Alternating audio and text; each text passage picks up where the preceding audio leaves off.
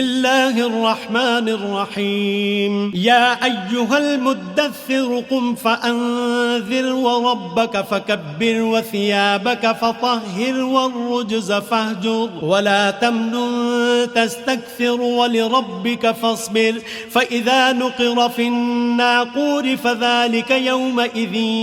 يوم عسير على الكافرين غير يسير ذرني ومن خلقت وحيدا وجعلت له مالا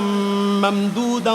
وبنين شهودا ومهدت له تمهيدا ثم يطمع أن أزيد كلا إنه كان لآياتنا عنيدا سأرهقه صعودا إنه فكر وقدر فقتل كيف قدر ثم قتل كيف قدر ثم نظر ثم عبس وبسر ثم أدبر واستكبر فقال إن هذا إلا سحر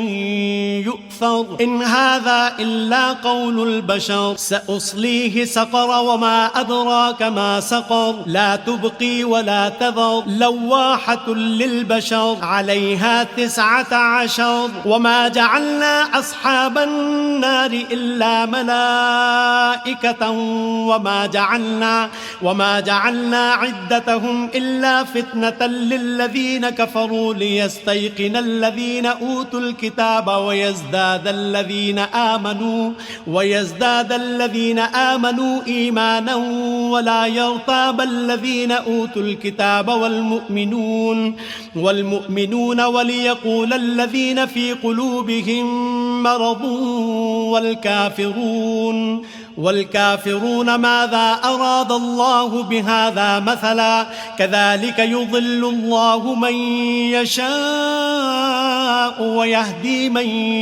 يشاء وما يعلم جنود ربك إلا هو وما هي إلا ذكرى للبشر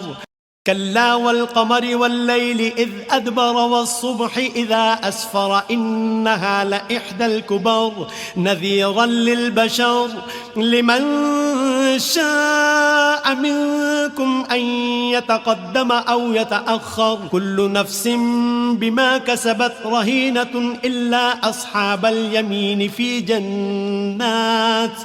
يتساءلون عن المجرمين ما سلككم في سقر قالوا لم نك من المصلين ولم نك نطعم المسكين وكنا نخوض مع الخائضين